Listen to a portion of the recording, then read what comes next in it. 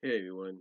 Yeah, this isn't live or anything. It's just recording with my computer camera right now because I got to get ready for work in just a little bit. But I want to welcome you to a little thing I'm trying out right now. It's a new little segment, if you will, small, maybe long, depending. And there might be at times to where I decide, I might do it live. You never know. But I want to welcome you guys to a segment called How It Should Have Went.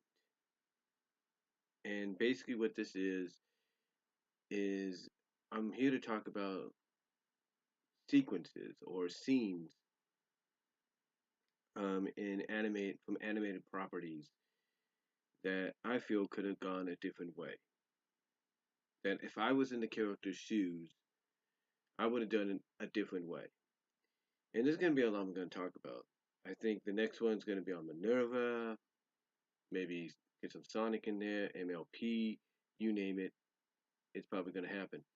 But the one I want to start out with right now is from the 1989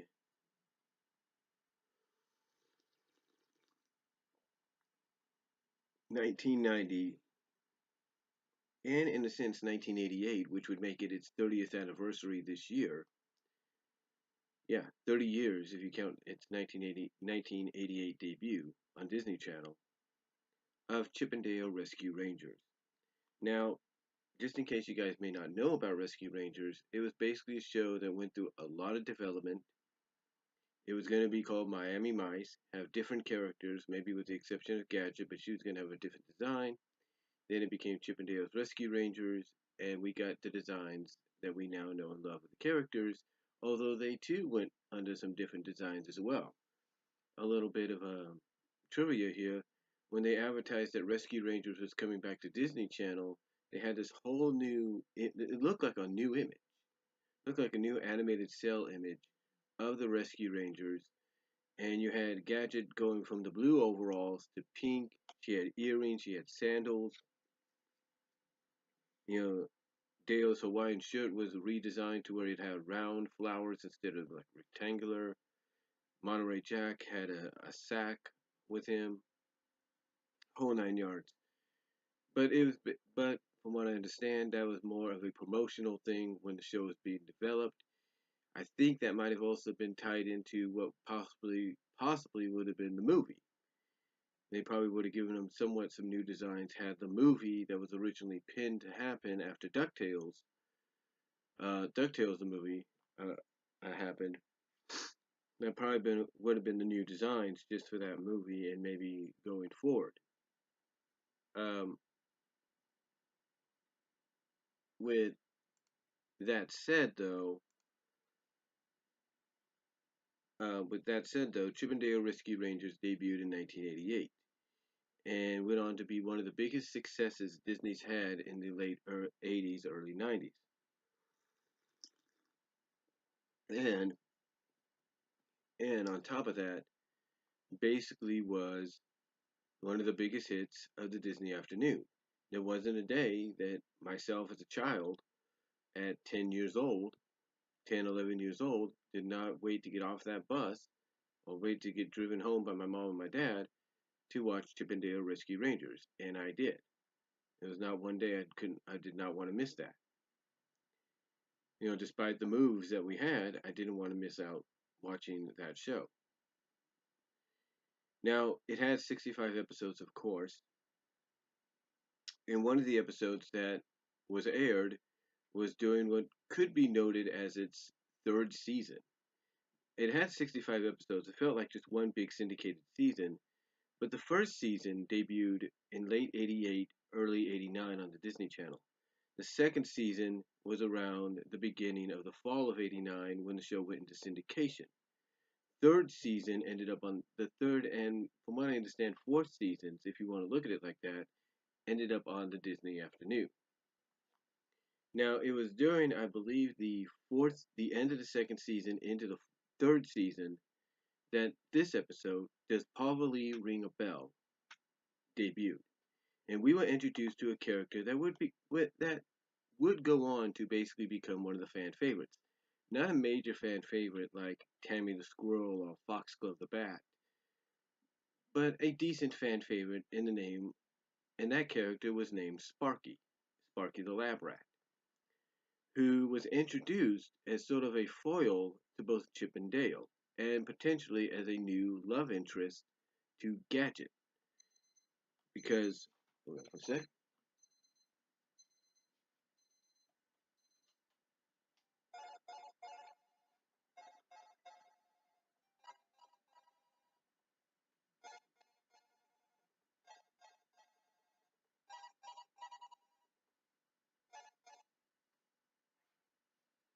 had all three of my alarms going off to wake me up for work. But anyway, like I was saying, um, Sparky was brought in sort of as a foil for Chip and Dale at that time, as well as a love interest, potential new love interest for Gadget. Because you see, one of the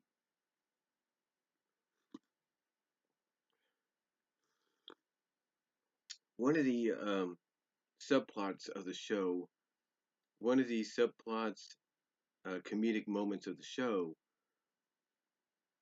when they would focus on it, would be Chip and Dale doing classic Chip and Dale stuff, basically fighting with each other.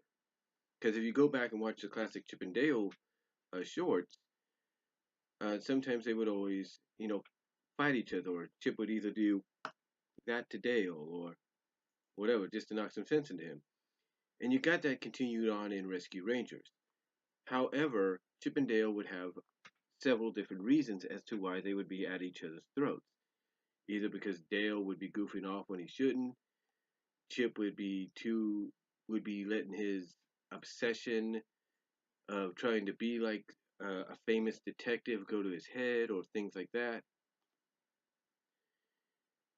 But one of the driving forces when it came to that classic Chip and Dale um, scuffling, if you will, was the fact that both were attracted to Gadget.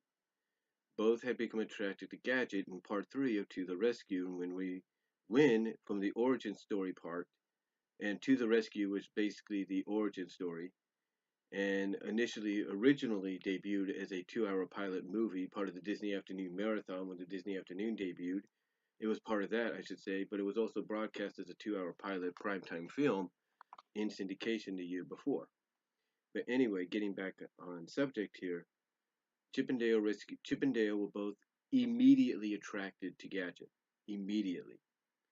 The moment they saw her. And anytime she would hug them or whatever, it'd be like, they just get this look of satisfaction, like, oh yeah, I'm this close. It's like they get this dreamy satisfaction on their face, like, oh yeah, we're this close. I'm that close to making her mine, or whatever. And if it does seem familiar when they would fight over who should, basically who should vie for Gadget's attention and all that, if it feels familiar of them fighting over a girl, again, if you watch classic Chippendale Rescue Rangers, it's very reminiscing, and I wouldn't be surprised if the creators took this as an influence, but it's very reminiscing of when they fought over Clarice, if you will, from the classic Two Chips and a Miss. Because just like with Gadget, both were smitten with Clarice, and she was very affectionate to both of them, just like Gadget is at times. So there's that familiarity if you watched and follow classic Chippendale not Rescue Rangers, but classic Chippendale shorts back from the 40s, 50s, and 60s. But getting back on topic, there's a scene um, at the beginning, or towards the beginning, or right at the start, that does probably ring a bell. And one of the other comedic things that was about the show when it came to the characters was the characters would have phrases. And if a certain phrase or saying was mentioned, it could mean either good things or bad things. And Does Probably Ring a Bell introduced a phrase by Gadget that would become synonymous with her character in the series and in the comics. And that is anytime Gadget would fix something or repair something or even put something together, she would say, most times she would end it by saying that once she does this, once she tightens this, or hammers in this, it should run with no problem. And for comedic purposes, Monterey Jack was always the one that would be the first to hear it and then hide. And the reasoning he would do this, as he explained to Gadget, is that anytime she says it, the exact opposite happens. That, yeah, there are problems. So, anyway, getting back on topic here, getting back on topic, um, basically, after that moment happens, after the no problems thing happens for the first time, we then see Chip and Dale struggling, trying to squeeze each other out of the way by trying to get through a door. Both have some item in their hand. Chip has a thumb. How do you put this? It's not a thumbnail, a thimble. It's like a thimble. A thimble, basically in the shape. Basically, Chip has a thimble full of flowers, using it as a vase to present Gadget with a pot of flowers. Dale has a picnic basket on his end. Now, here's the one thing about Gadget. She knows. I think it's obvious to any viewer if you watch this, if you watch the series and all that, she knows these guys like her, and they like her more than just as a friend. And she knows they both want to be with her. You know, they both want to be her boyfriend. They both want to be her lover, whatever. And some people say that Gadget seems oblivious to all this, but in my opinion, she's not. She knows it because she knows this, but she's playing along because she, even though she knows this and she does acknowledge it in several episodes, there's no denying that. She acknowledges the flirtation, even sometimes reciprocates it back.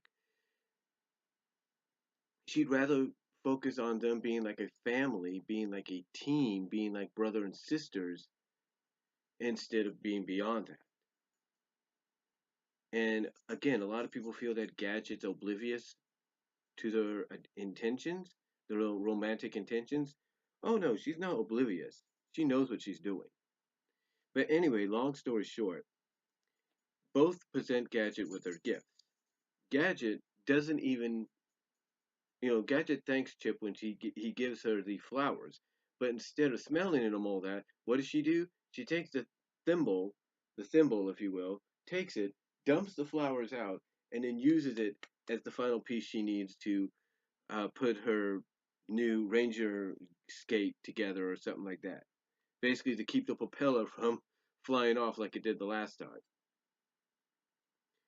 So next up, after Chip sees exactly what Gadget does and feels a little dejected, Dale steps up, suggests a picnic. But Gadget, you would think playing the oblivious to the situation, doesn't doesn't kind of get the message. You think Gadget's playing isn't oblivious to what Dale's trying to say, because Dale goes up to her and says, "Oh, great, now we can go on a picnic." Gadget immediately turns it around and suggests and basically makes it sound like they're all going on a picnic, which Chip then rubs in Dale's face. Here's the problem. Dale meant for just him and her, because that was the one thing about Chip and Dale when it came to being around Gadget.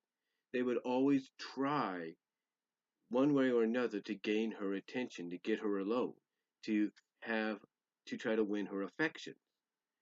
And Dale's method was go on a picnic with her, talk with her, get to know her better, and maybe start something from there. That was his intention.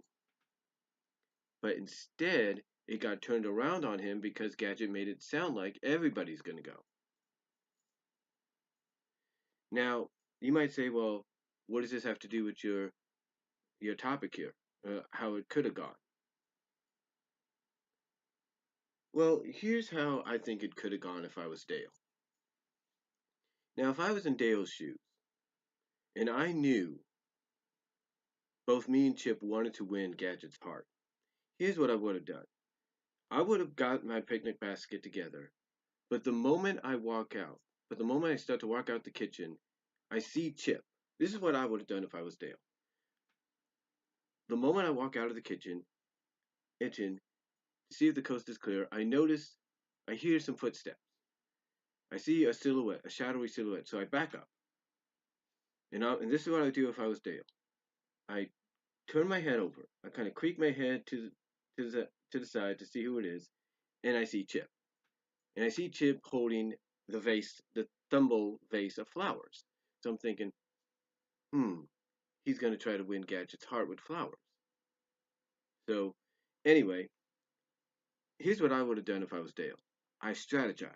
I'm thinking, okay, he's going to be in there with Gadget. He's going to probably be in there with Monterey Jack and Zipper. That may not be the best time to suggest a picnic. Here's what I would have done. I would have waited till everybody was cleared out of there. I would have waited until Gadget took. I would have followed. I would have quietly followed to see what was going on, lean against the outside of the door or the entranceway to the workshop, kind of peek my head in, and the moment I see Gadget dumping out the flowers from the thimble and using it instead to keep the propeller in, that's basically that's basically not when I make my move. No, I wait. So basically, after I see her do that, I notice Chip walk out.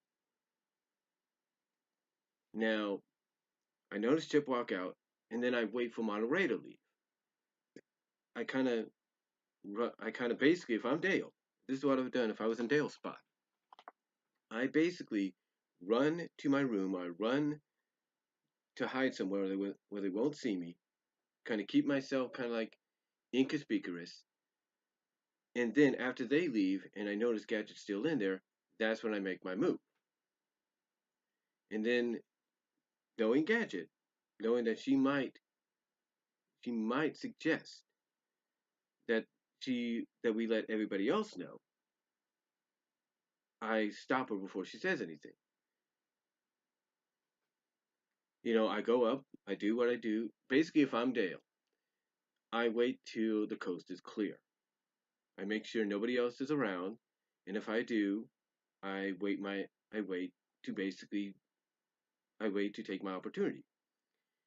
And by waiting, I wait till the coast is clear. So after I see the coast is clear, I do basically what Dale initially was going to do.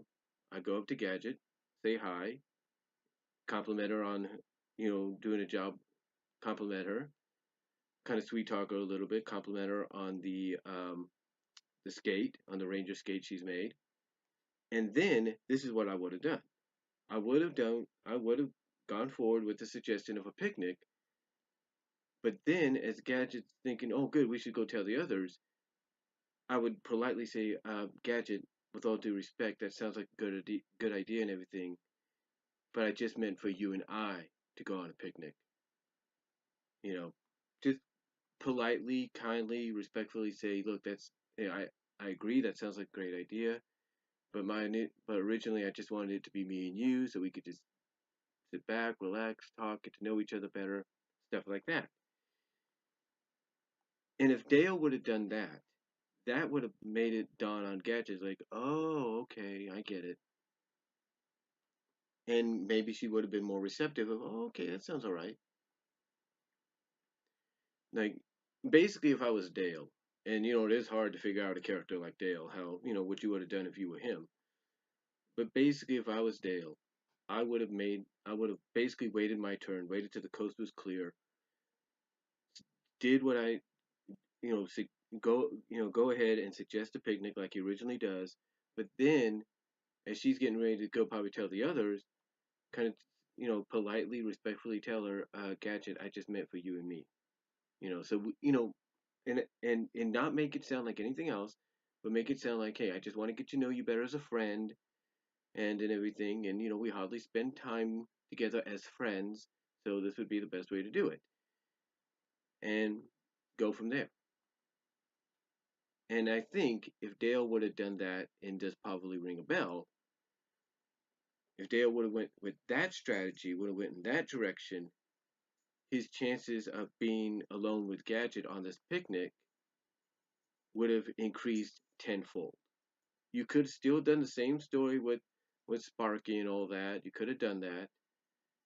You could have found a way to do that still, but I think it would have increased. I think Dale's chances would have increased tenfold. So that's what I would have done if I was in Dale's shoes in the episode Does Pavlov Ring a Bell from Chippendale Rescue Rangers. But that's about it. That's about it. That's going to do it for this initial start. Sorry, it was about 20 over 20 minutes. Let me know what you guys think down below. Comment if you like. Let me know what you would have done if you were in Dale's shoes in that situation. And stay tuned. There will probably be more on the way. Some on Minerva, MLP, Sonic, you name it. It'll be on its way. And maybe if you want to make some suggestions, go ahead. Make some in the comment section below. So until then, guys, I got to get ready for work.